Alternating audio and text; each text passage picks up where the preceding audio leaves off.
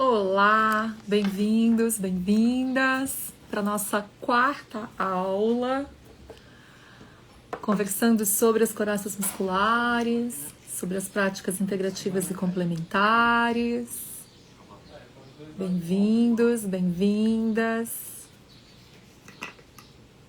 Hoje é um dia bem especial, a gente está falando aí de um tema muito potente, que é a abertura do nosso coração.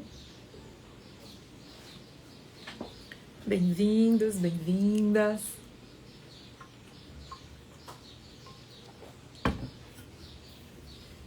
Esperando aqui o pessoal chegar.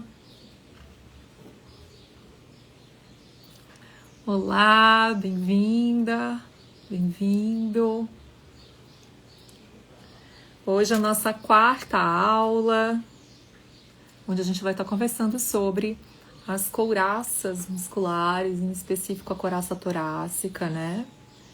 E olá, querida. A couraça torácica e as práticas integrativas e complementares. A gente vai fazer um belo resgate de tudo isso. Olá, Aurora, muito bem-vinda. Pessoal, hoje eu tô num dia diferente, eu tô usando esse fonezinho de ouvido porque eu tô num hotel, né, um quarto de hotel, em Brotas, não é a minha cidade, e aqui do meu lado tá tendo uma obra. Eu preciso que vocês me deem um feedback que o som tá ok para vocês, que vocês estão vocês estão me ouvindo bem, tá? Olá, Milton, bem-vindo. Alessandra, tô pegando uma coisinha aqui do lado, dá licença. Bem-vindos e bem-vindas. Estamos começando a nossa quarta aula. Couraça torácica, né, gente? Não é pouca coisa, né, que a gente carrega no nosso peito. Obrigada, gente. Olha, se tiver qualquer interferência na minha voz, ou se daqui a pouco, sei lá, se vocês vão ouvir ou não o som que tá atrás de mim, vocês me dão um toque, tá bom? Um dia desperto pra gente, Alessandra. Um dia bem desperto, que a gente possa ter aqui bastante presença, que a gente possa ter bastante contato com a nossa história, com o nosso coração, mas de uma maneira segura, de uma maneira firme, corajosa, que a gente possa fazer contato com aquilo que é preciso fazer para o nosso próprio desenvolvimento pessoal e para o nosso alinhamento, né, gente? O nosso alinhamento com o nosso trabalho, né? Não sei se vocês viram que eu fiz ali acho que foi ontem, depois que eu trabalhei com vocês a oralidade, a gente falou bastante sobre nutrição, né? E depois eu fiz 2 stories falando pra vocês que a gente às vezes fica nesse grande desafio, né? De como se nutrir, de como preencher os nossos vazios. Tô vendo que eu vou aqui aprender a me adaptar com esse fone ao longo do dia. A gente vai aprender a se nutrir, né, da maneira como for possível, a gente se nutrir, e quando a gente não fez essa nutrição quando a gente é criança, a gente vai meio que tateando na vida adulta como que a gente começa a se preencher. E aí eu comentei ontem com vocês que, apesar da gente ter algumas carências e alguns delays internos, muitas vezes a gente só vai conseguir atravessar esse delay e fazer um processo de nutrição não naquilo que a gente buscava antes, porque o leite de antes, o leite azeda, né? O leite da criança, ele é azedo para o adulto, ele não é um leite nutritivo. E aí é a partir assim desse lugar em que o adulto, ele se alimenta, entre outras coisas, né, do trabalho. E aí é óbvio que eu não estou falando desse trabalho que massacra, desse trabalho extenuante, desse trabalho que leva a gente para o burnout, mas é quando a gente tem o privilégio, eu falo de privilégio porque realmente no Brasil isso é um privilégio, da gente, ou uma luta muito intensa, da gente poder trabalhar com o que a gente ama e colocar naquilo que a gente ama o impulso, a libido, o tesão, o vigor do nosso trabalho. E aí ontem eu comentei com vocês nesse stories depois da live, o quanto que esse trabalho aqui com vocês me vitaliza, me preenche, me nutre, e eu acabo transitando por um lugar adulto, mas um lugar mais adulto, mais amoroso, mais potente, mais conectada comigo mesma, e o quanto que é uma maneira da gente construir as nossas redes de nutrição, de emancipação, de autonomia, com esse trabalho que é tão precioso, que é o trabalho de ser terapeuta, né? Eu defendo muito essa teoria, confesso para vocês, não quero expor isso para ninguém de uma maneira indelicada, mas eu acho que eu nunca conheci um excelente terapeuta que não tenha atravessado seu próprio deserto, sua própria dor, sua própria história. Então, quando a gente está aqui se propondo, né, a falar do cuidado com o outro, é porque em algum momento da nossa vida nós precisamos, foi preciso que a gente tivesse recebido um tipo de cuidado que talvez a gente não tenha recebido, ou que a gente não tenha sido visto da maneira como a gente precisava num determinado momento. E é muito interessante porque é através da nossa história, do nosso percurso, que geralmente a gente vai reescrevendo e reconectando aquilo que faz sentido hoje construir. E geralmente esse é um caminho muito interessante para a gente que é terapeuta, porque esse é um caminho que ajuda a gente a construir um tipo de trabalho, de emancipação que também pode nutrir nosso coração, né? Vocês sabem disso, é muito complicado a gente pensar em ser terapeuta, enquanto como terapeutas a gente está muito dissociado de si. Ou quando como terapeutas eu estou muito dissociada da minha própria história de vida. Sei que tem algumas linhas que preconizam até que não é necessário uma coisa estar vinculada à outra, mas eu confesso que essas outras linhas me surpreendem um pouco. Não consigo imaginar como é que isso pode ser possível, porque eu acho que a gente perde grounding. Eu acho que o terapeuta perde grounding. Eu acho que é um terapeuta com grounding um pouco abalado.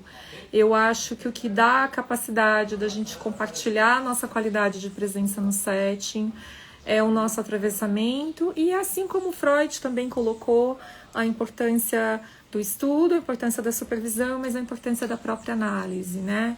Como que passar pela própria análise coloca a gente num estado de presença, de escuta, em que não significa que a gente capta tudo ou que a gente capta o todo, mas é como se a gente pudesse captar a fresta, a gente pudesse captar a diferença de nuance, a diferença da respiração, o momento em que muda o tom do olhar, o tom da voz, em que o outro engole seco.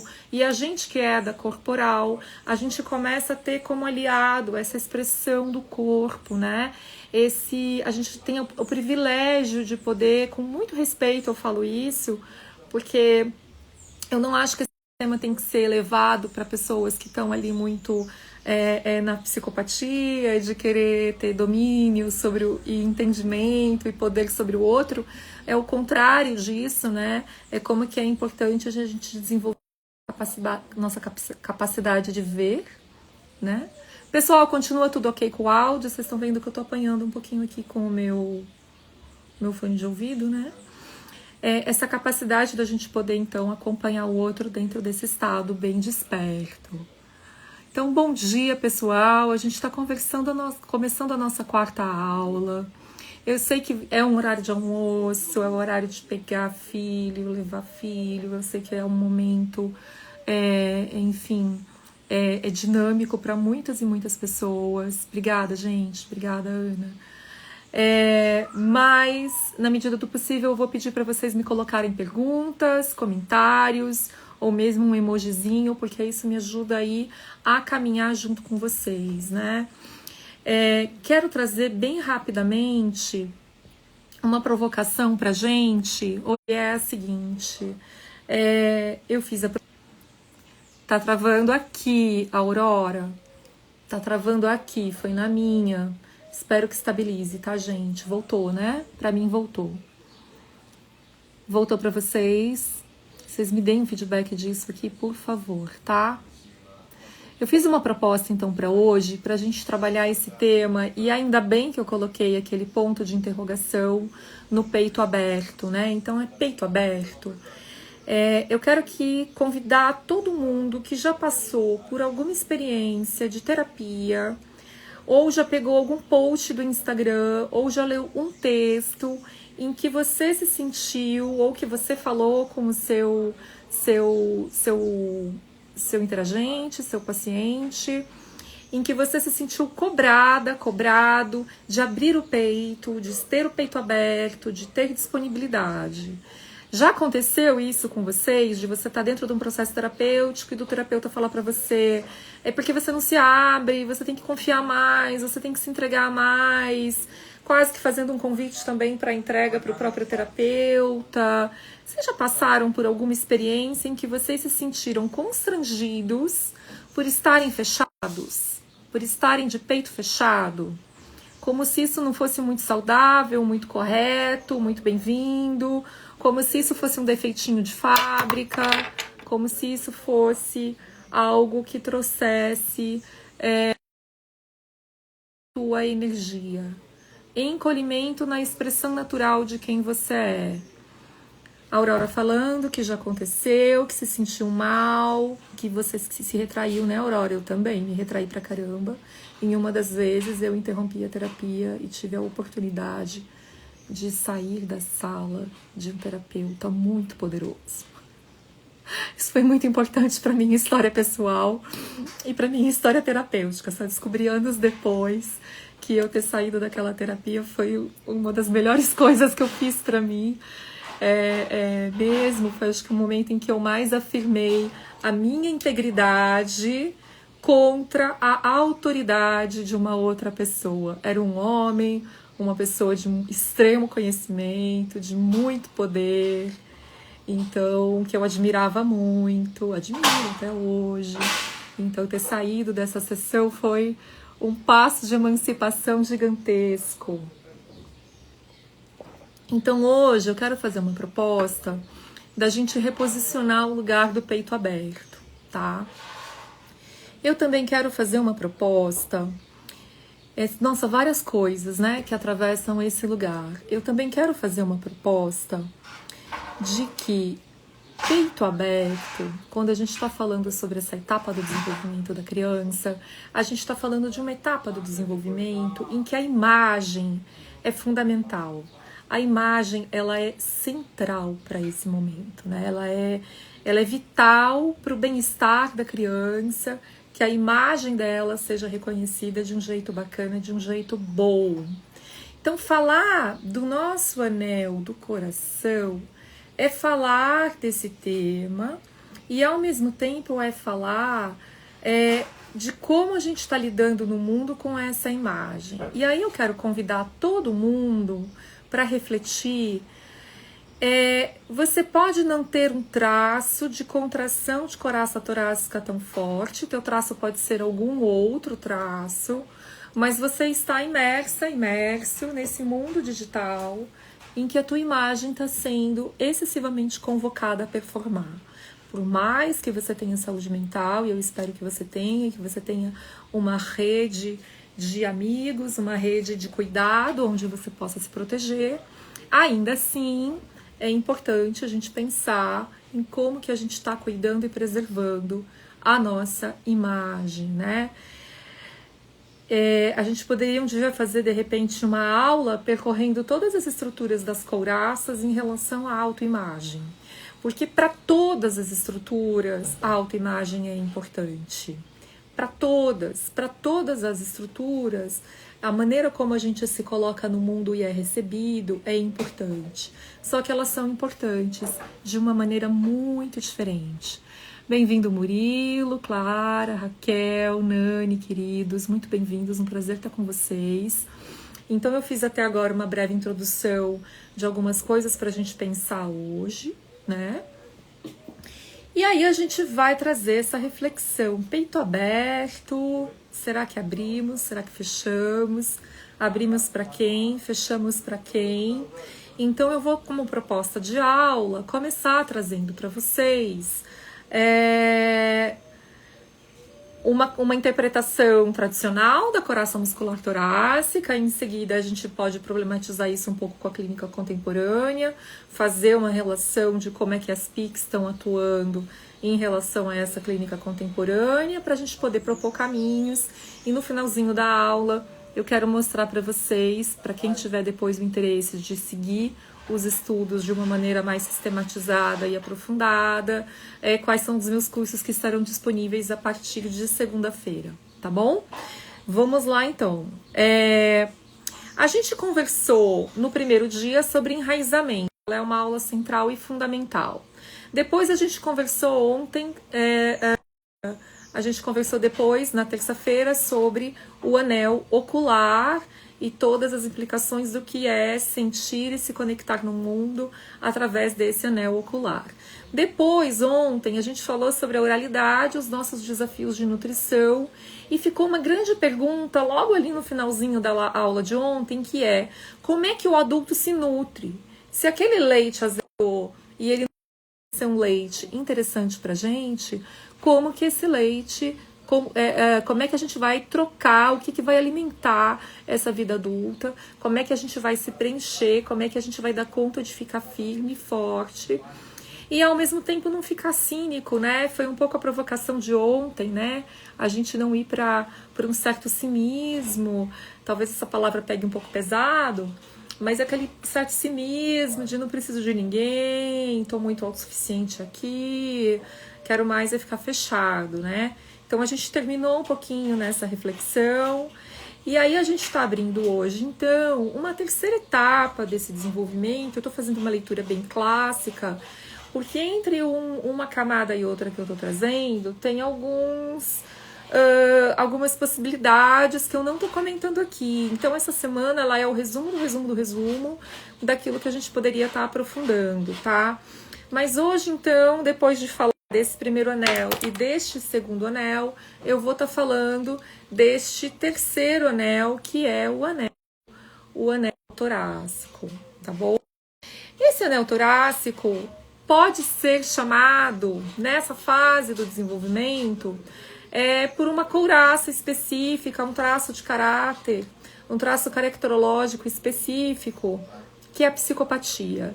Vamos esclarecer aqui para todo mundo, a gente não está falando de uma personalidade psicopata, a gente não está falando, a gente está falando da gente, tá? A gente, em primeiro lugar, puxa pra gente, analisa um pouquinho isso na nossa história, para depois a gente poder olhar para o outro, para depois a gente olhar para a sociedade, para a gente olhar para a cultura, para a gente poder ampliar todos esses contextos e poder se sentir, né, desse micro para esse macro, pertencente, né, a esse mundo, a esse lugar, e construindo a nossa prática integrativa, construindo o nosso percurso profissional, a nossa clínica de cuidado. Tem algumas colegas aqui, né, que estão comigo no Lapaces, que é o Laboratório de Práticas Alternativas da Unicamp, né? A gente fala muito lá de cuidado ampliado, ampliação do cuidado, as PICs como uma ferramenta para a gente poder fazer um cuidado mais amplo de fato do que esses modelos tradicionais, que às vezes acabam ficando um pouco limitados pela própria maneira um pouco mais cartesiana, né, em que a gente aprende. Então, como é que a gente faz esse cuidado ampliado nessa clínica, trazendo um tema tão delicado que é o coração do outro, né? Vamos entender um pouquinho o que acontece ali próximo dos 3 anos de idade da criança. Eu não quero me demorar muito nessa etapa para a gente poder avançar para questões um pouquinho mais contemporâneas. Com 3 anos de idade, a criança, ela deve ter tido, ela pode ter tido aquela experiência de ser o centro da casa, o solzinho da casa. E há mais ou menos com 3 anos de idade, isso começa a mudar, vai começar a mudar para a criança, né? Ela vai ganhando um pouquinho mais de independência, ela vai se afastando um pouquinho mais da cuidadora central, né? Sendo a mãe ou sendo alguma outra pessoa. Então, ela começa a se afastar mais dessa cuidadora central, ela começa a querer ganhar um pouco mais de independência. E vai ter famílias, vão ter relações em que essa criança vai ser recebida, essa brincadeira, essa sedução que ela começa a fazer com a família, ela começa a ser muito bem-vinda. E essa criança começa a ganhar mais energia, mais energia, mais energia. Porque, vamos ser sinceros, é delicioso receber o olhar de admiração de quem a gente ama, né, gente? Vamos lembrar dessa sensação, vamos colocar isso em pauta, vamos tentar relembrar isso para nossa história, né? Então, o que na nossa história encheu a gente de vida? Quem foi a pessoa que olhou pra gente com tanta admiração, que fez a gente se sentir, né, o último biscoito do pacote, né? Aquela sensação de ser especial, de ser visto, de ser amado.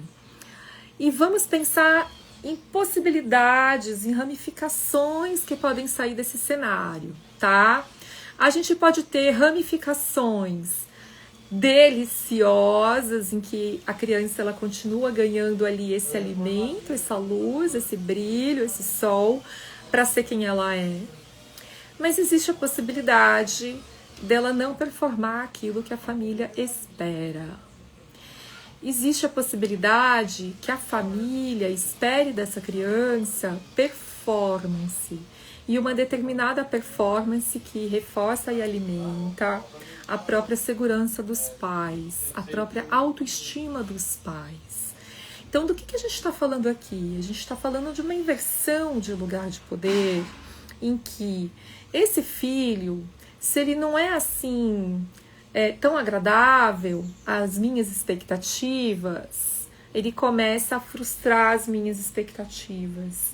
E nessa relação de cuidado, esse ambiente pode começar a projetar nele diretrizes, condutas, consignas para que ele performe de determinada maneira, que não é ele, que não é o que ele faria espontaneamente. Tá tudo bem? Será que alguém aqui passou por isso? Será que não somos todos nós em algum grau, né? Maior ou menor grau? É bem provável que sim, tá?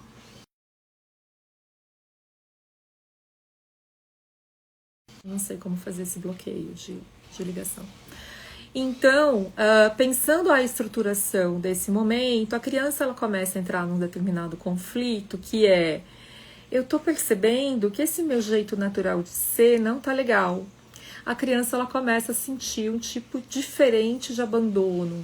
Principalmente se ela foi bem vista anteriormente, ela começa a sentir uma quebra desse momento.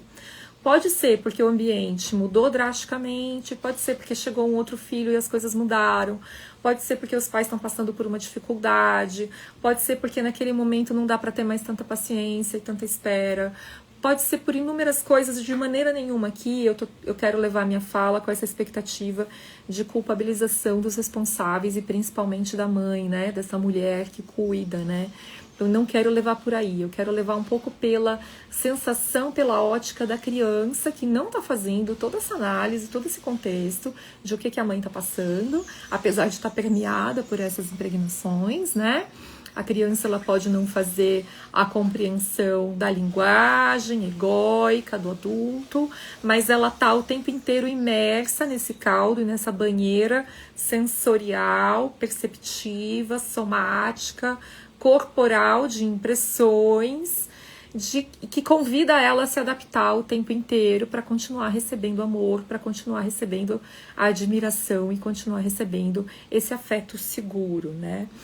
Agora, a gente está percorrendo aquele caminho em que por algum motivo isso não vai acontecer, tá? Em algum motivo ela está sendo convidada a ser outra pessoa. E aí eu tô sendo bem grossa, né? Bem grotesca, bem simplista nessa minha frase, quando a gente fala que uma criança de 3 anos está sendo convidada a ser quem ela não é. Tudo bem? Respirem, não é para esse tema assim atravessar de uma maneira drástica ninguém, não é para que isso desestruture, pelo contrário, é para a gente receber esse tipo de consigna com cuidado, com carinho, olhar para a gente, olhar para as pessoas ao nosso redor, Vou pedir aqui para as mamães se cuidarem, né? Não façam assim essa projeção direta para a própria maternidade que vocês vivem. Não é por aí o caminho que eu tô trazendo. Sejam bem amorosas com vocês, não entrem nessa, porque é óbvio que esse tipo de consigna em algum determinado momento pode de fato acontecer, porque somos todas nós, temos limites, né? Mas aqui se trata mais de uma repetição contínua, marcante e estruturante que vai convidar a gente a não ser quem a gente é. E aí, o mundo das telas, né? Que pode ser que intensifique essa experiência. E aí a gente pode pensar na gente hoje e falar assim, ok, eu não acho que eu vivi isso com tanta força, mas o quão confortável eu me sinto hoje de chegar em determinados lugares, um exercício diário de não se culpabilizar. Perfeito, Ana. E a gente tem que trabalhar mesmo em alto e bom som essa quebra da culpa, principalmente na maternidade, enfim, por inúmeras questões, né? Então, só para marcar isso e isso não pesar sobre vocês nesse momento, porque quando a gente fala de criança, a gente fala da nossa infância, mas a gente também fala da nossa maternidade, dos nossos filhos, das nossas relações de cuidado. Então, a gente tem que preservar isso. E levar esse convite dessa aula sempre para uma proposta salutar, de produção de saúde, de vida, de emancipação. E, pelo amor de Deus, a culpa é uma das estruturas políticas de cerceamento, aprisionamento, pulsão de morte.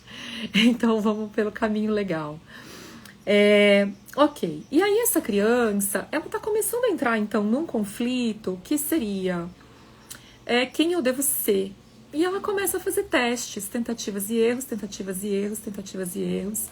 E às vezes ela vai ter um ambiente que vai conduzir ela, olha, se você for por aqui, tem uma coerência, e por esse caminho coerente vai ser legal para você. Ok, pode ser uma família um pouco mais rígida, um pouco mais conservadora, que vai dar ali uma diretriz firme, mas essa diretriz, ela ainda tem algum grau de coerência, algum grau de zelo e de cuidado com essa criança. Mas às vezes esse feedback positivo da tentativa e erro da criança é caótico. E ela nunca sabe quando vem uma coisa legal, quando vem uma coisa horrorosa. Então ela não consegue entender qual que é esse caminho que ela precisa ir. E isso acaba sendo muito desestruturante, porque tem uma hora que dá certo, tem uma hora que dá ruim. Dá ruim, dá ruim, dá ruim. Nossa, de repente, do nada, deu certo de novo. Eu tive uma professora maravilhosa que ela falava assim, que é muito menos danoso para uma criança uma estrutura familiar fria e coerente dentro da frieza do que uma estrutura familiar com radicais altos e baixos marcados, em que a criança vai ficando muito nessa tentativa e erro, despersonalizada de si, num momento em que ela estaria construindo essa relação consigo mesma, com firmeza, com alegria, com confiança para a vida, né? Então a gente está construindo uma experiência de extrema e radical insegurança, né? Tá fazendo sentido, gente, esse assunto? Tá dialogando aí com alguma coisa próxima do que vocês conhecem? Vão dando um feedback aqui pra mim. Então, quando a gente tá falando dessa estrutura, a gente tá falando de uma etapa do nosso desenvolvimento que pode ter passado pela nossa própria história, em que essa dor do coração, ela é formada por algo que a gente chama de coração traído, tá? Coração traído. O que é o coração traído de uma criança? O coração traído de uma criança é a pessoa que eu mais amo nesse mundo e que eu faria qualquer coisa para agradar, para ser amada e para ser aceita por ela, não gosta de mim como eu sou. Essa é a dor do coração traído. Essa é a primeira grande traição, nesse sentido, que a gente leva para a vida e que para algumas pessoas vai ser muito marcante. E aí a gente pode fazer essa reflexão que, enquanto a gente está comentando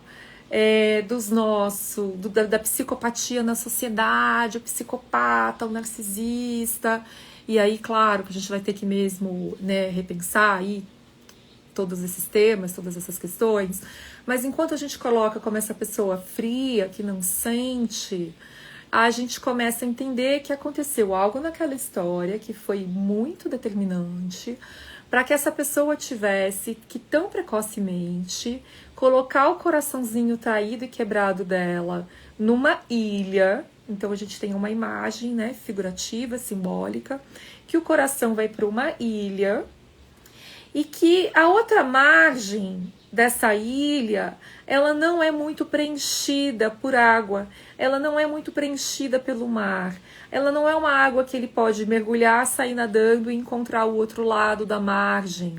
Ele fica literalmente ilhado, mas ilhado num vazio até a outra margem, tá?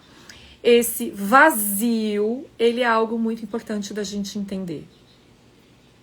Porque ele é tão ameaçador de ser sentido, que vai fazer com que essa pessoa que está com o coração ilhado, invista toda a tua energia vital, toda a tua libido, toda a tua vida em se proteger de fazer contato com esse vazio que é o coração ilhado da outra margem. Para que esse coração continue ilhado, continue protegido, ela vai fazer uma ativação da musculatura torácica, trapézio, costas, cervical, tendo como ponto fixo aqui o pescoço, né? A parte posterior, principalmente do pescoço, vai fazer uma insuflação. Como se eu fizesse assim, quanto mais eu coloco a outra margem para longe de mim, menos eu vou ter risco de fazer contato com esse percurso e essa travessia entre o meu coração e o outro lado da margem. E o outro lado da margem acaba sendo caracterizado pelo tórax. Então pensa que a estrutura das costelas, né, processo tifoide, esqueci o outro nome da estrutura daqui do peito, né? Toda essa estrutura torácica, todas essas costelas, a musculatura intercostal, né? Distante, fica separado desse coração, porque quanto mais separado ficar, mais garantido eu estou. Associado a esse grande esforço mecânico e muscular de afastar o meu peito do meu coração, e por isso peito de pombo, por isso um peito com investimento maior de força, né? Associado a isso, eu não sou o meu coração. Eu aprendi lá atrás que o meu coração não é bom. Essa pessoa, gente, ela tem uma experiência de sensação que quando ela olha para o próprio coração, que ela não é uma boa pessoa. Olha que forte isso que eu tô falando.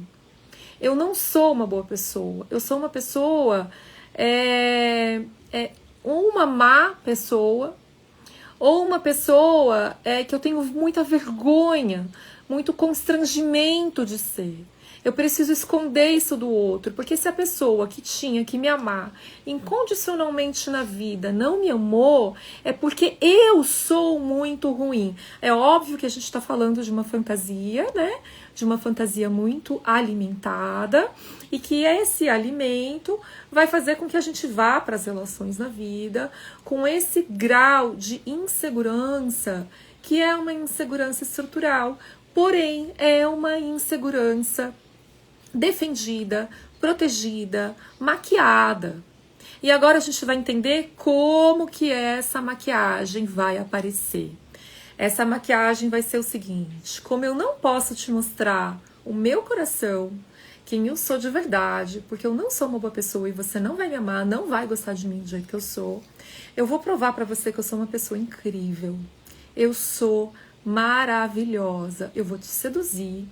Eu vou ter o controle dessa situação e você nunca vai saber quem eu sou de verdade.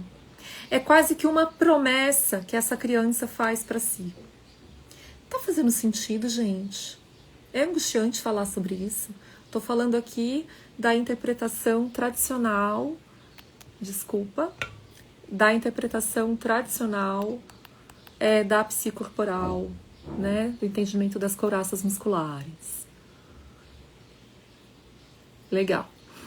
Então, a partir desse investimento que não está no meu self, porque meu self não é um bom self, eu construo uma imagem, que foi aquela imagem que lá com 3 aninhos me ensinaram a construir, e eu pego toda a minha energia, desloco para cima, defendo o meu peito e faço um grande investimento em que vocês fiquem seduzidos por um filme. Um filme que não sou eu, mas em uma tela que está passando aqui na cara de vocês e que vocês vão olhar a tela e vocês ficarão hipnotizados pela sedução e pelo poder da tela. Vocês não me enxergam, vocês enxergam a tela que eu projeto e que eu invisto energia para que ela brilhe cada vez mais. E dessa maneira é a maneira como eu simbolizo algum grau de controle. E aqui tem uma dor muito profunda que aqui eu simbolizo a minha única possibilidade de ser amado. Não na verdade, mas na mentira. Faz muito sentido, né, Ana? É algo de fato dolorido de ser visto. Extremamente dolorido. Oi, Bia. Tudo bem, querida? Bem-vinda. Dani, bem-vinda. Então, a partir dessa dor tão difícil de ser vista, é que a gente vai começar a entender o que precisa ser feito e o que pode ser feito depois. Então, vamos trazer agora do ponto de vista energético, psicoterapeutas, terapeutas integrativos, terapeutas que trabalham só com energia ou só com o corpo, ou mais com a questão emocional. É importantíssimo a gente entender nesse momento como que é essa arquitetura. Vocês entenderam a história de vida, a primeira história central. É claro que quando a gente conta a história de vida é meio que o estereótipo disso, né? Então a gente tem que tomar esse cuidado. Mas para a gente ter um fio condutor dessa teoria, a gente vai avançar um pouco pensando que todo investimento corporal está em que este ser esteja superalimentado aqui em cima, né? E se a energia deslocou aqui para cima e está muito alimentada aqui, para você ficar focada na minha tela sensacional que eu tenho para te mostrar, cadê a energia que vai para minha pelve, para as minhas pernas e para os meus pés? Ok? Então, a nossa primeira referência na terapia e nas práticas integrativas vai ser a gente olhar para esse corpo e para a gente entender se está existindo esse deslocamento superior, né? Em termos de estrutura muscular, algumas pessoas ficam de fato com uma estrutura grandiosa em cima, né? Uma estrutura grande em cima e com pernas frágeis, tornozelos frágeis, ou então com um corte mais significativo na pelve, né? E aí a gente vai entender o que está acontecendo com esse corpo, que ao longo do seu desenvolvimento não pôde receber uma nutrição, um alimento adequado, gostoso, prazeroso para as pernas e para estar em contato com a realidade, porque essa realidade era demasiadamente sofrida. Beleza, gente? Ok. A partir daí, então, falamos como é que foi estruturada essa couraça, falamos desse coração partido, falamos dessa sobrecarga superior, e a gente está, então, entendendo que essas camadas de defesa, elas estão tentando preservar alguns pontos, né? Então, eu estou tentando preservar uma defesa de integridade, uma defesa da dor, uma defesa dessa própria imagem e a própria defesa do amor, né? Eu tô defendendo aquele amor mais primário que eu senti, que eu experimentei. E olha que forte, o amor necessário para a vida, o amor necessário para a sobrevivência. É um pouco na tentativa de romper com esse amor essencial ao contato consigo, para poder ter o contato com o outro que vai para a vida. E vai para a vida dentro de uma perspectiva, de uma sensação, de uma imensa traição. Então, se eu não pude confiar no passado, na pessoa que cuidava de mim, é óbvio que eu não posso mais confiar em ninguém. Então, o depósito da confiança, ele realmente se torna um tema. Se eu não confio em ninguém, eu estou alimentando um deslocamento superior em que a energia que fica aqui em cima tá um tempo inteiro tentando perceber quem vai me trair, quem vai me passar a perna. Vocês estão entendendo que aqui a gente está falando de uma camada de jogo de poder em que, se eu não mantenho o poder, eu colapso? Não existe um meio termo, não existe um lugar para você ficar seguro se não for cuidando da tua paranoia. É muito paranoico, é bélico, é guerra. A gente está falando de um estilo de vida que pode ser muito sofrido. E eu acho que é importante a gente ir trazendo algumas interpretações para esse momento, tá? E aí a gente vai perguntar então, né? Do ponto de vista da psicologia corporal, como é que eu vou fazer o cuidado? Como é que eu vou pensar? Qual que vai ser o meu objetivo? Né? Abrir o coração? O que vocês acham? Vocês acham que dá para abrir o coração numa situação dessa?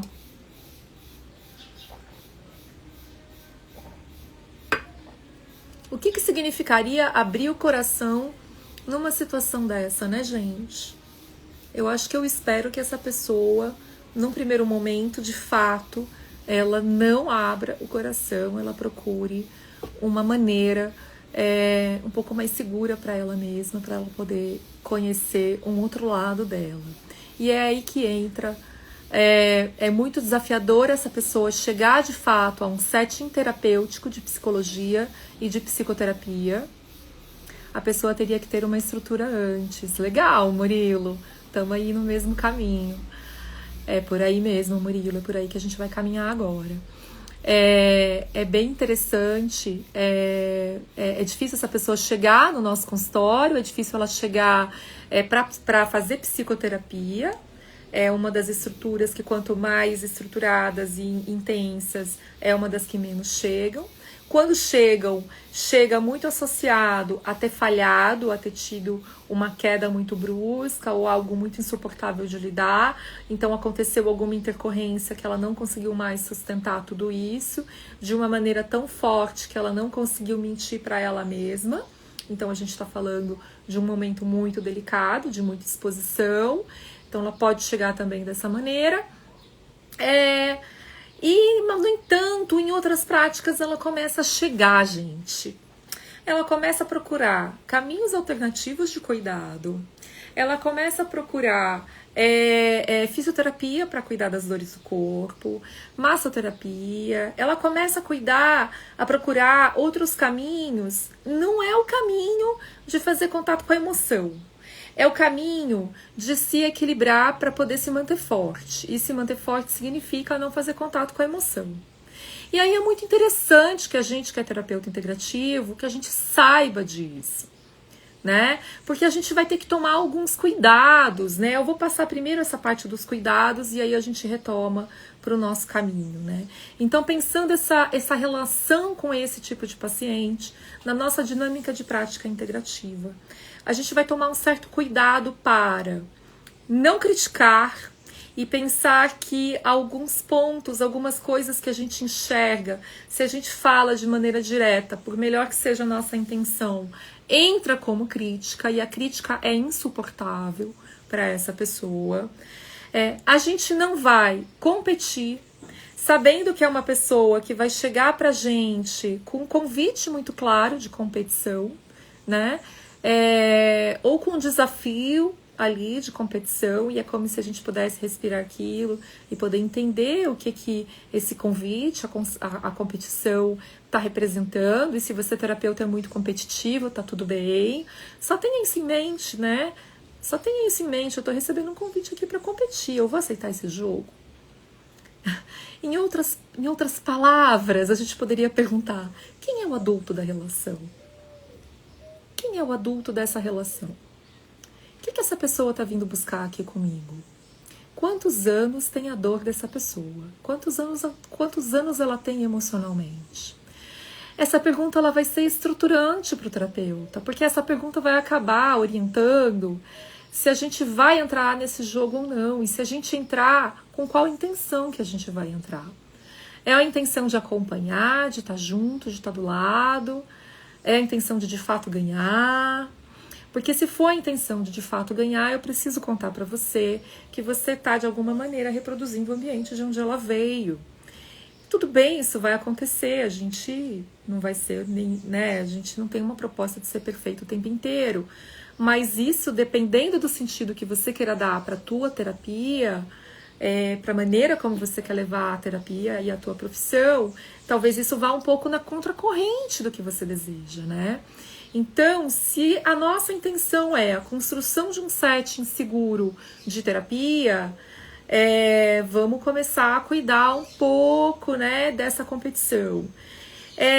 Também um certo cuidado de, nessa competição, desafiar o outro, né? Jargões que a gente escuta demais, né? Terapeuta, quando tem esse traço muito elevado e não foi trabalhado, ele quer provar que é bom e ele vai fazer convites de desafio para o paciente. Então, se você quer se superar, você vai fazer tal coisa, você pode alcançar tal coisa. Na verdade, ele não percebeu que ele quer que o paciente performe algo genial para ele se sentir sensacional enquanto terapeuta, né? Mas aí já é um outro rumo que a gente está falando. A gente está falando da defesa do terapeuta, né? Que a gente pode abordar depois quando a gente estiver falando sobre as couraças do terapeuta. Mas é algo que vai estar em voga, vai estar em jogo dentro do nosso setting e a gente pode questionar um pouco isso também. E principalmente, gente, a gente não pode mentir. E quando eu digo mentir, eu tô dizendo passar panos quentes. Ele não pode em momento nenhum sentir que você tá falando algo para agradar ele, mas que você não sente de verdade no seu coração. Ou que você tá sendo paciente demais para agradar, vincular, mas que não é isso que você gostaria de estar fazendo de verdade. Então a gente vai ter que adquirir uma habilidade de algum grau de sinceridade, óbvio que na medida certa, mas de uma maneira que essa sinceridade ela faça vínculo de segurança, de honestidade, de verdade. Não é o sincericídio do processo terapêutico, né? O terapeuta ele não precisa ser sincericida dentro do processo, mas precisa ter um grau de honestidade dado, de honestidade clara, né? Porque se ao longo do processo, quando essa pessoa começa a abrir o coração, começa a se sentir seguro, ela se sente muito traída por esse terapeuta, pode ser que ela não tenha estrutura para continuar, pode ser que ela reforce a experiência anterior. E como ela chega com esse campo de experiência de muita traição, às vezes, se a gente não prestar atenção no setting, a gente é meio que convidado a atrair essa pessoa. É quase que algo que vai estar um pouco ali subliminar e que a gente precisa também estar percebendo o que é isso que eu sinto quando eu tô com essa pessoa. Essa pergunta a gente vai ter que estar fazendo o tempo inteiro, ok? Tudo bem, pessoal? E aí, a gente vai pensar que nessa relação de cuidado, eu cuidando, né, dessas diretrizes, assim, vamos pensar nisso, a gente pretende desenvolver uma segurança para a base dessa pessoa, né?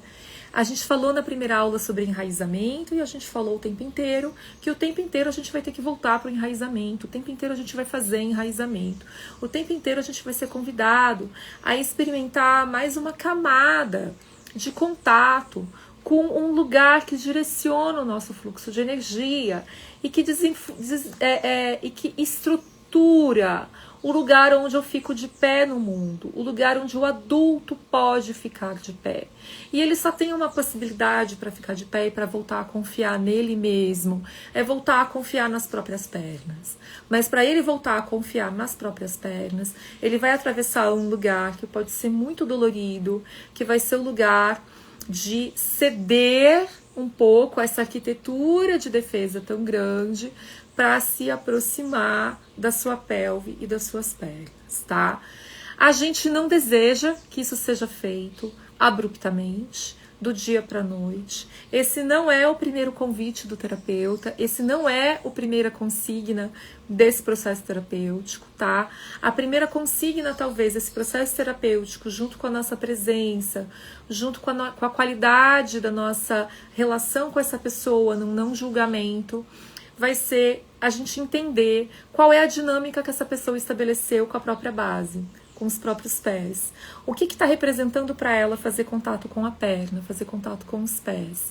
O que representa para ela a sexualidade dela e o contato com a própria pelve? E aí, com alguns exercícios e com algumas respirações, com algumas práticas, reflexões, construções em conjunto, o primeiro convite vai ser a estruturação da base, das pernas, da raiz, da pelve. A gente pode pensar que, se isso acontece, se essa estrutura chega, se o contato com a própria base acontece também automaticamente, a partir do momento que eu tenho pés, pernas e pelve, a minha estrutura do tronco superior já começa a receber a informação que ela já não está sendo tão necessária naquele momento, que a gente pode ceder um pouquinho, que a gente pode descer um pouquinho a carga.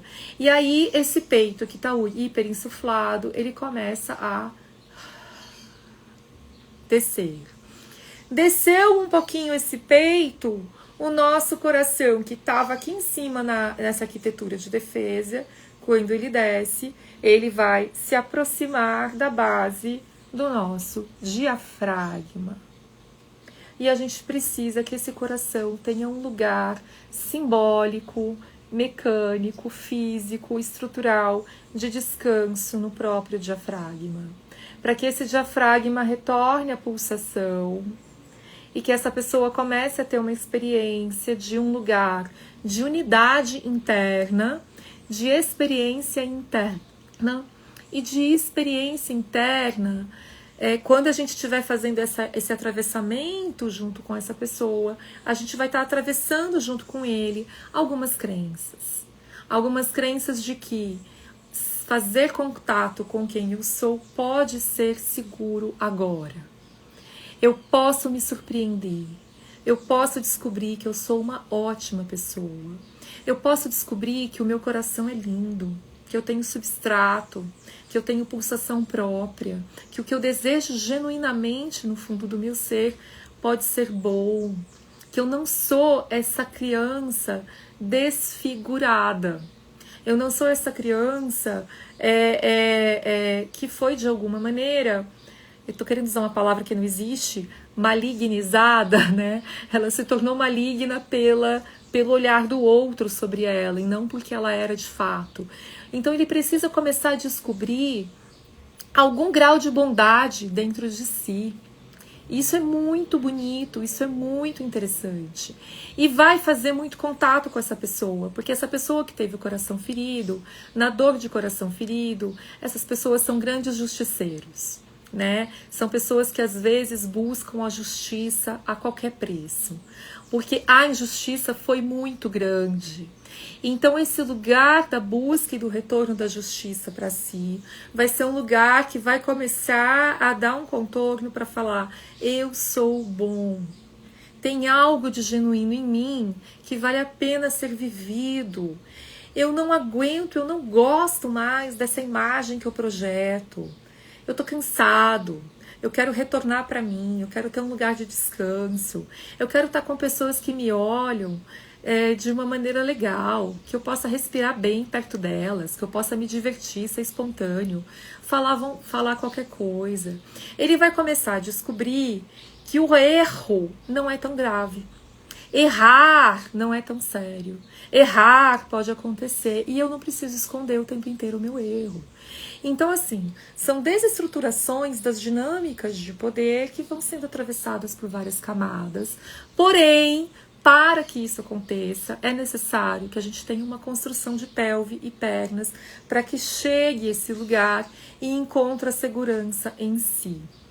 É comum de grupos de psicoterapia corporal, psicoterapia haitiana, é comum que pessoas que estão fazendo, às vezes, um grupo de movimento e que tem essa estrutura muito firme, na hora que cedem, encontram a perna, não encontram a estrutura da perna e caem, né? Eu tenho algumas pessoas já me relataram isso em grupo de movimento, em grupo de dança, que no meio da atividade a pessoa desarmou e caiu, porque ela foi ceder e não encontrou nada para ela se apoiar.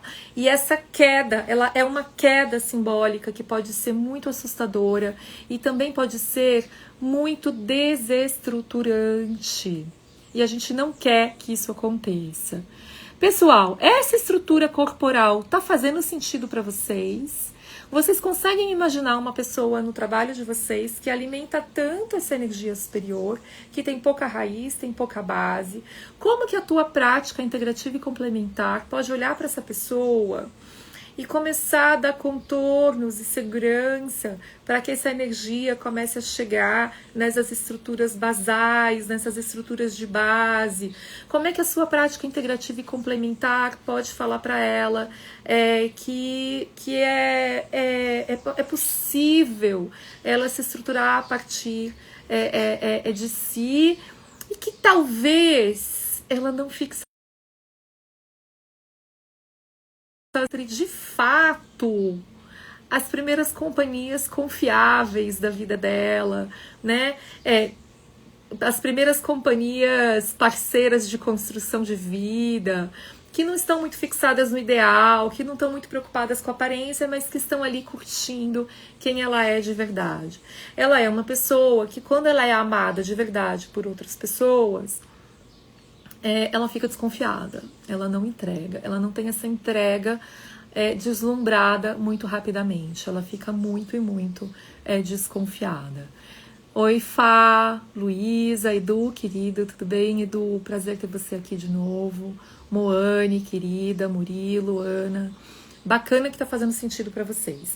Então, o que eu quero considerar, pensando as práticas integrativas e complementares, como é que a nossa prática enraiza, como é que a nossa prática consegue mobilizar a nossa energia para que ela chegue na nossa camada mais profunda e estruturante, para nutrir de dentro para fora.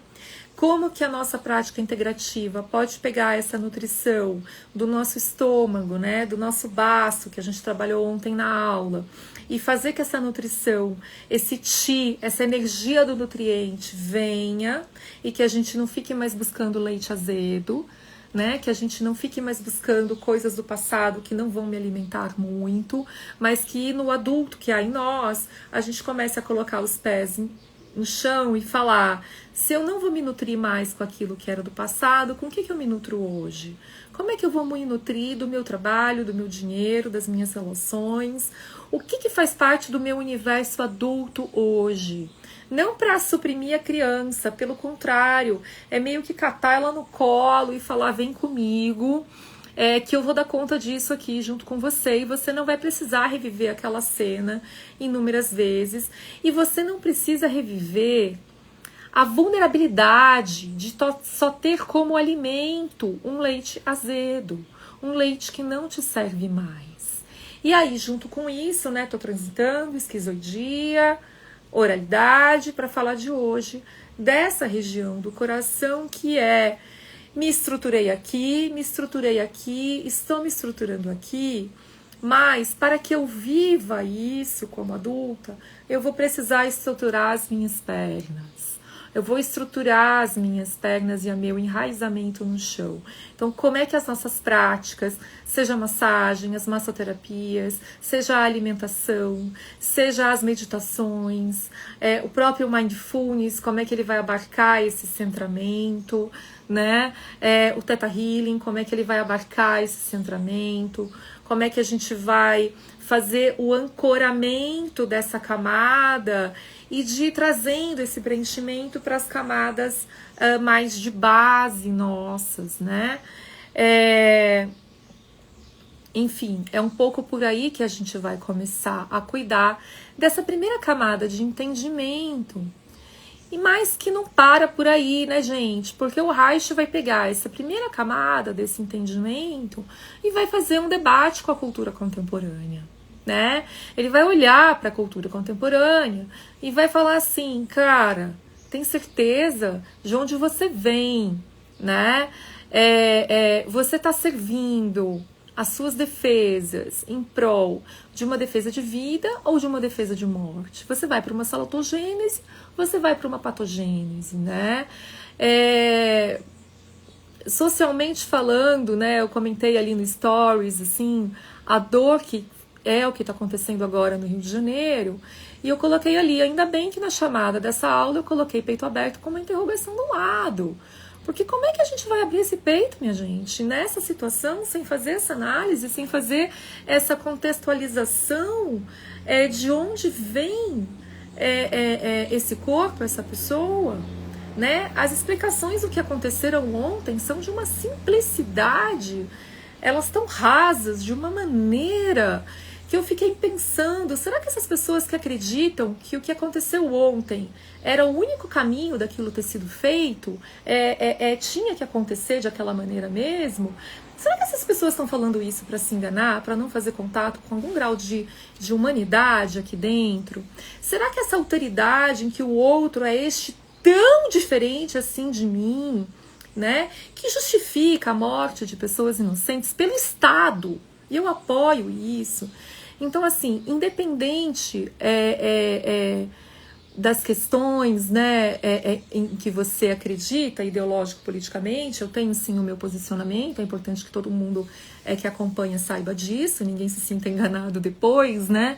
É claro que eu tenho esse posicionamento, mas é muito importante que a gente possa fazer perguntas mais amplas do que o setting fechado que a gente está habituado, para a gente começar a fazer a pergunta se isso que a gente está falando sobre segurança, entrega a vida, né, entrega ao outro, entrega a si, se isso tudo é possível, né? Eu acho que hoje a gente percorreu um caminho que a gente vai explicar uma boa parte, pelo menos, das dores do que algumas pessoas viveram, da estrutura de vida do que algumas pessoas viveram, né? E a gente espera que essas pessoas tenham alguma resposta pra gente, uma resposta amorosa.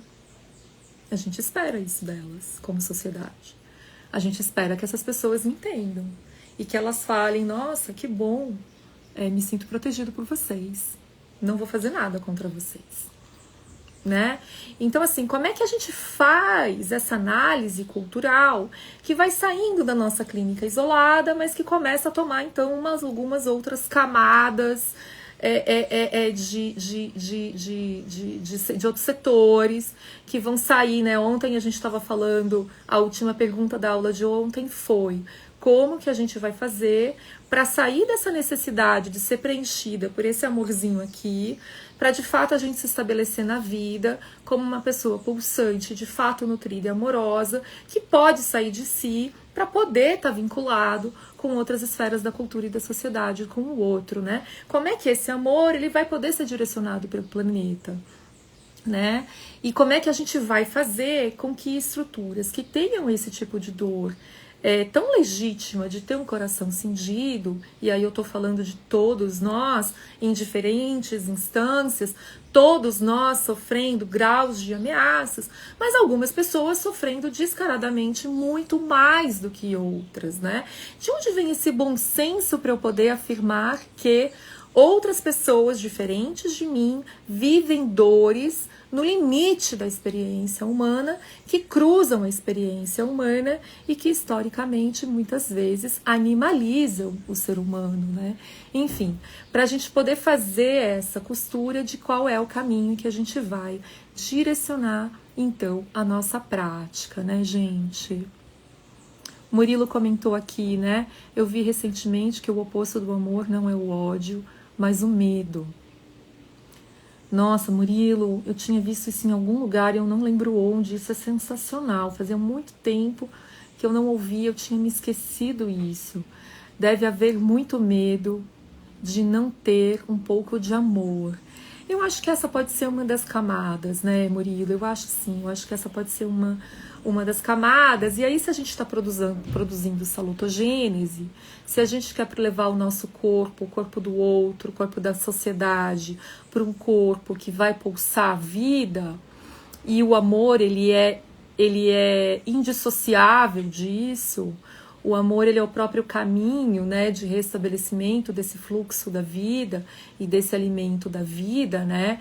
Como é que a gente vai se implicar com a nossa clínica, né? Que tipo de clínica que eu vou oferecer, né? Que tipo de escuta que eu vou poder ter, né? Oi, Cris, obrigada, querida. É muito bom também. Edivanilce, incrível, acrescentando muito aos meus olhares na clínica. Oi, Ju, querida. Ana, o Lowen falou que o oposto do amor é o poder. Ana, você trouxe um negócio tão importante agora. Vamos lá, vou tentar lembrar aqui. Isso é muito legal para a gente diferenciar. Muita gente vai confundir na estruturação dos traços de caráter as pessoas que lidam com muita carga e que lidam muito bem com o poder. Estou dizendo não esse poder interno, esse poder social para fora, de estar em grandes cargos, de estar na liderança, de estar no desempenho, etc, etc, etc. Mas é interessante que realmente essas pessoas não são todas iguais. E aí o Lowen faz uma diferenciação genial entre a psicopatia e a rigidez, que é o seguinte: o psicopata clássico, aquele mais estereotipado, esse tipo de psicopata, ele é um psicopata que o tesão dele está aplicado e direcionado ao controle, ao poder sobre o outro, né? Eu preciso ter poder sobre o outro porque eu tenho uma crença que se eu não tiver o poder sobre o outro vai ter o poder sobre mim. Então eu tenho que criar o tempo inteiro subterfúgios para estar nesse controle bélico. Quem tem mais poder fica mais e mais e mais na manutenção do controle. Já quando você não está estruturado nessa dor e nessa ferida, você até pode ter uma dor e uma ferida de reconhecimento e valor de si, mas você está ancorado mais em contato com o teu self, e você teve de alguma maneira um lugar que afirmou o teu lugar no mundo como um lugar bom, um lugar legal. Você é uma criança linda, você é maravilhoso do jeito que você é. Quando isso vai criando na criança uma estrutura mais próxima de si, mesmo que ela tome depois um caminho de uma grande rigidez, de um desempenho, mais em contato com o self, o tesão dela não é o poder, o tesão dela é a potência. Então o Lowen, ele faz essa distinção entre poder e potência. O Reich vai trabalhar com isso divinamente bem, que é, mesmo dentro do caráter genital, que é esse caráter tão idealizado, tão esperado, é tão desejado mesmo, né, que o Reich coloca, que seria nós, enquanto humanidade, não encouraçados, né, mas vamos pensar na possibilidade, quem sabe, de menos encouraçados, que naturalmente seríamos seres muito mais amorosos, muito mais potentes, muito mais responsáveis, muito mais maduros na nossa própria estrutura, com a gente, com o outro e com o planeta, né? Então, essa amarração que você trouxe, Ana, é muito legal também. Eu acho que o Lowen, ele dialoga muito bem com isso, né? Mas ela perguntou aqui, mas o que é poder? Pode ter como pano de fundo o medo de não ser visto. Eu não sei se eu entendi direito o que você colocou, mas não sei se eu captei direitinho o que você quis colocar. Vamos lá. Nessa estrutura, principalmente, existe muito medo de não ser visto. Mas não é o visto aqui. O visto aqui ele está escondendo. Ele pode, sim, talvez o sonho, se ele fosse ousar ter um sonho que ele esconda dele mesmo, seria o de ser amado por quem ele é. Mas não é todo mundo que vai chegar nessa camada. A gente espera que chegue. A gente espera que ele tenha coragem de falar: meu desejo genuíno é ser amado por quem eu sou, sem ter que performar tanto, né? Então tem um medo muito grande, sim, de não ser visto. Mas a gente também poderia pensar que todos nós, de todas as estruturas, tem esse medo de alguma maneira. O esquizoide, ele também tem medo de ser visto, mas ele tem medo de ser visto num lugar em que ser visto seja o aniquilamento. Quando ele é visto de um lugar em que ele não encontra aniquilamento, ele encontra contato seguro, é de uma grandiosidade para a experiência dele gigante. O oral precisa, e ele trabalha muito com jogo de poder, o oral, né? Também para ser visto. A intenção e a necessidade de poder, sim, para ser visto. Porque o poder é o quê? O poder aqui na psicopatia, ele é a tela. É poder que eu tenho para alimentar mais o filme que eu mostro para vocês de quem eu não sou genuinamente, mas de quem eu quero que vocês amem. Então ele é amado na tela. O problema do poder é esse. O Lowen faz essa comparação de que o poder está fora, a potência está dentro. Talvez essa seja o grande giro. E isso vai dar muita segurança para ele se ele puder fazer esse giro. Você pode ter, mas vai ser um poder verdadeiro. Não vai ser mais isso que está fora de você, vai ser algo que tá dentro de você. Beleza, gente? Fez sentido tudo isso? Pessoal, vamos lá. Dentro do grupo de estudos, eu vou colocar para vocês essa aula de PowerPoint, que ela já está quase que inteira feita. Lá no finalzinho da aula, no último slide, eu coloquei para vocês os produtos que eu tenho de aprofundamento, tá? Eu tenho 3 cursos curtos de 5 horas cada um. Eu tenho um curso longo, que é um curso de aprofundamento em couraças musculares. E eu tenho, além de tudo isso, um projeto novo que começa em fevereiro do ano que vem, que vai entrar agora nessa Black Friday, que vai ser um acompanhamento de 1 ano, que inclui todos esses materiais, mais as aulas ao vivo quinzenais durante o ano inteiro, e ainda algumas outras coisas especiais para vocês. Então, nesse momento, eu só quero que vocês saibam que existem essas possibilidades. Acho que existem pessoas aqui com diferentes momentos de vida, momentos como terapeuta, e com desejos e necessidades diferentes, tá?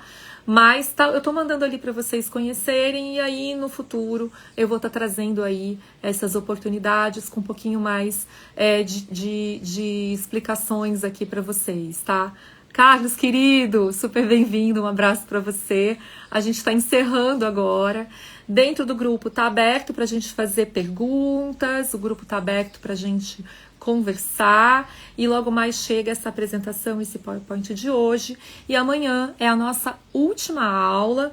Nessa última aula a gente vai falar da nossa pelve, das nossas tensões, da nossa sexualidade, da nossa genitalidade, e a gente vai estar amarrando tudo isso aí com a potência das práticas integrativas e complementares. Ana tá convidadíssima para fazer o curso novamente, a Ana, a Cris, a Moane, o Zé, mais uma galera que passaram por aqui hoje, já estão convidados. O curso vai seguir disponível para vocês, vocês não vão ter que pagar nada por isso.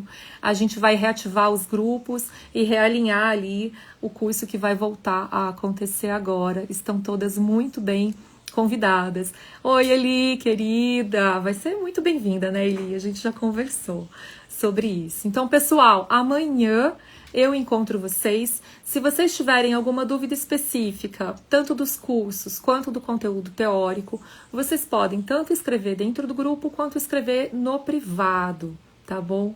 Oi, Edivanilce, que alegria, querida, super bem-vinda, vamos lá. Podem escrever para mim também no privado, tá bom? Eu tô aqui para seguir nesse diálogo com vocês. Obrigada pela presença maravilhosa de todo mundo. Amanhã vamos falar mais diretamente de sexualidade, né, gente? Acho que a gente merece, tá bom? Um beijo gigante e até mais. Beijo, Fá!